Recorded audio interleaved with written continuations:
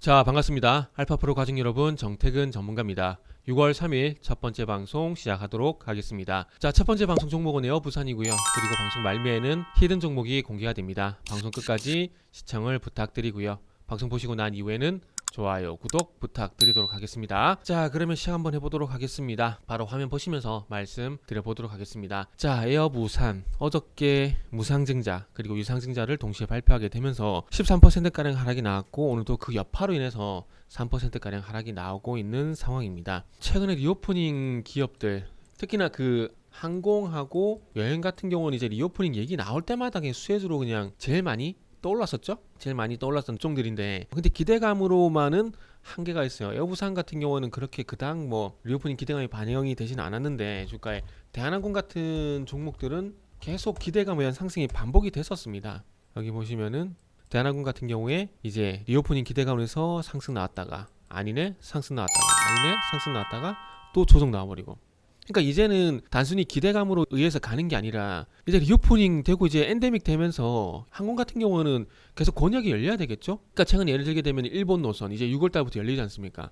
그러면 단순히 리오프닝 한다 이게 아니라 이제 리오프닝 한다, 그리고 나서 이제 일본 노선 열린다, 그럼 이제 LCC들이 왔다 갔다 한다, 그럼 사람들이 탔다, 사람들이 타게 되면 항공 수익이 발생되죠. 그러니까 이런 연결고리를 가야 되는 거죠. 근데 중간에 끊겨버린 거 이렇게. 그러다 보니까 기대감만 잔뜩 가지게 하고 상황은 개선이 안 되다 보니까 결국에는 무상감자, 유상증자 하는 그런 불가피한 상황이 지속이 되는 거죠. 지금 보시면은 에어부산도 2,000억 유상증자, 하나투어도 1,300억 유상증자, TA항공도 유상증자.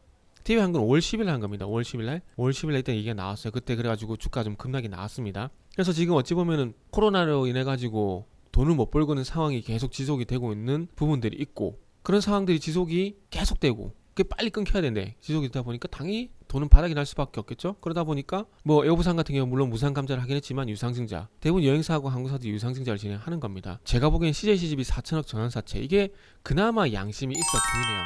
채권으로 있을 때 이자를 지급을 하고, 그리고 언제든지 주식으로 전환이 가능한 옵션부 채권, 물론 유상증자도 하게 되면은, 그러니까 이게 시간이 지나봐야 아는 거지만 시간이 지났을 때는 둘 다 좋다라고 생각을 합니다. 하지만 지금 당장의 기업들도 어쨌든 고통에 대한 분담을 한다라는 조건을 보게 되면 전환사채가 그나마 낫다라는 거죠.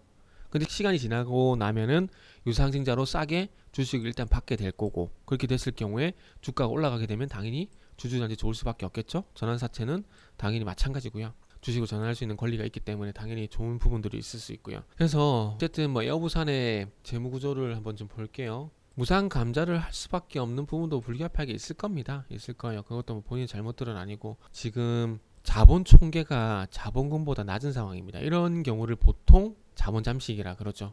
근데 이미 작년에 자본 잠식이 된 상황이었습니다. 근데 1년 동안 이제 개선 기간을 주는 거죠. 근데 시간이 지났음에도 불구하고 이제 기업들의 대외 활동 여건이 좋아지지 않다 보니까 이런 현상이 발생이 되는 겁니다. 그래서 자본 잠식에 들어가게 되면은 자본 잉여금을 늘리거나, 요 자본 잉여금 있지 않습니까? 요거를 늘리거나 아니면 자본금을 낮추거나 해야 되거든요.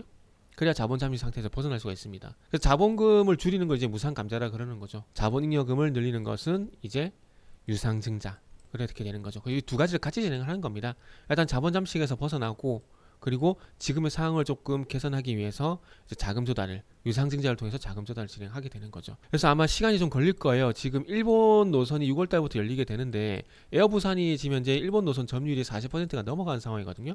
그렇기 때문에 가장 큰 수혜라고 좀 볼 수 있을 것 같아요. 유상증자까지 진행을 하고 난 이후에 재무구조 개선 노력을 하고 난 이후에 어쨌든 일본 노선이 열리게 되면은 이제 에어부산을 이용할 가능성이 높아지기 때문에 이제 앞으로는 그래도 더 이상 나빠지지 않을 가능성이 있다라는 희망은 가질 수가 있다라는 거죠.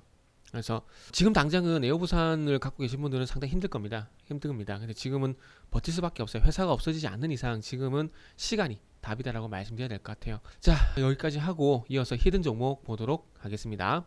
자, 히든 종목입니다. 히든 종목은 바이오 종목이에요. 최근에 원숭이 두창이니 뭐 급성 간염이니 이런 얘기들이 나오고 있는 상황인데, 바이오는 결국 본업을 해야 됩니다. 신약 개발 그리고 임상 진행 이런 것들을 해야 되는데 참 안타까워요. 자꾸 이제 테마 쪽으로만 연결이 된다라는 게. 2020년도에 아시겠지만은 이제 코로나가 발생되고 난 이후에 뭐 진단 키트, 백신, 치료제 관련된 쪽으로 집중이 되다 보니까 상당히 좀 소외가 있었습니다. 거기에 참여하지 못하는 기업들, 그리고 이 코로나라는 특수성 때문에 임상이란 것들도 조금 진행이 더디게 됐었고 딜레이가 됐었죠. 근데 최근에 와서 어쨌든 이런 것들 진행하는 기업들이 많아졌다라는 건 상당히 좋은 현상이라고 생각을 합니다. 자, 기술적으로 한번 먼저 볼게요. 항상 하락의 출발, 상승의 출발은 뭐라 그랬죠? 데드크로스, 골든크로스. 데드크로스가 나고 난 이후에 올해 들어와서 데드크로스 났습니다. 5일선과 5일선 추세로 하락을 하다 보니까 이격이 벌어지게 되고, 그러면서 하반경일성이 28,000원대에 나왔지만은 21선 회복을 못했습니다. 근데 최근에 와서 이제 다시 골든크로스 났어요. 5월달 초반만 하더라도 21선 저항이었거든요. 그런데 최근에 와서 다시 5일선 골든크로스가 나게 되면서 단기 추세를 어쨌든 돌리려고 하고 있는 상황입니다. 그래서 지금 어쨌든 골든크로스 이전과 그리고 이후에 거래량을 보게 되면은 상당히 좀 많이 차이가 난다고 좀 볼 수가 있을 것 같아요. 5만 주 정도 부근에서 20만 주 정도 때문에 4배 정도 라고 좀 볼 수가 있는데, 이거는 어제 말씀드린 LG와 좀 비슷하다라고 좀 봐야 될 것 같아요. 대량 거래가 좀 발생이 됐지만은 5만 주에서 20만 주 정도 그렇게 보면다면 그렇게 많은 거래량은 좀 아니라고 좀 봐지거든요. 물론 4배 정도 증가를 했지만은 20만 주 거래량이 그렇게 큰 거래량을 좀 보기 힘들 것 같아요. 그러다 보니까 아무래도 여기 보게 되면은 8% 그리고 4%, 12%까지 상승이 나왔고, 어쨌든 이 21선 골든크로스 나게 되면서 이제 단기 추세는 어쨌든 상승으로 돌렸다라는 게 그나마 위안거리라고 좀 봐야 될 것 같아요. 위안거리라고 좀 봐야 될 것 같습니다. 그래서 어쨌든 이제 5일선 추세 회복시켰기 때문에 지금 이제 그 미국에서 임상 이상을 진행을 하고 있어요. 아마 6월 달에 이제 암호화폐 진행되기 때문에 아마 그 이슈가 좀 부각이 된다라면은 아마 이 회사도 현재 진행하고 있는, 이 회사는 암 그건 아니지만, 암 관련된 치료제는 아니지만은 비대 흉터 치료제거든요. 암 관련된 부분은 아니지만 그럼에도 불구하고 어쨌든 RNA 기반이라는 점을 좀 보게 된다라면은 임상을 하고 있다는 점 때문에 암학회 이슈가 발생되면은 뭐 어부지리로 올라갈 가능성도 있어요. 어부지리로 올라갈 가능성이 있습니다. 그래서 그런 측면에서 한번 보시면 좋지 않을까라는 말씀 좀 드리고 싶고요. 골든크로스가 나고 난 이후에 이 21선 위에서 주가가 일단 움직여주고 있다는 것은 이제 하락에서 적어도 횡보, 추가 하락은 제한될 가능성은 상당히 높다라고 좀 볼 수가 있을 것 같아요. 자, 그래서 일단은 요 종목은 이제 분기점을 한번 잡게 된다라면은 요 정도 좀 보면 될 것 같아요. 32,000원 정도. 241선이 있긴 한데 일단 그 이전에 조금 봐야 될 것 같아요. 뭐 28,000원이지 않느냐 볼 수가 있을 것 같은데, 뭐 정확하게 말씀드리면 28,000원과 32,000원 구간이라 볼 수 있을 것 같아요. 그럼 1차 분기점을 이렇게 잡겠습니다. 1차 분기점을 28,000원에서 32,000원 구간 사이, 요 구간을 일단 분기점으로 잡겠다라는 말씀을 좀 드릴 수가 있을 것 같고요. 요 사이에서 어쨌든 주가가 돌파가 될 것인지 한 번 정도 부대낄 것인지 좀 보면 좋을 것 같습니다. 그래서 1차 분기점과 물론 241선을 잡으면 되겠지만, 그럼에도 불구하고 1차 분기점과 목표 주가는 28,000원과 최저 28,000원, 최대 32,000원 일단 놓고 보도록 하겠습니다. 요 종목 새롭게 임상을 진행하고 있는, 임상이 기대가 되는 이 종목이 궁금하신 분들은 알파프로 홈페이지를 방문해 주시길 바랍니다.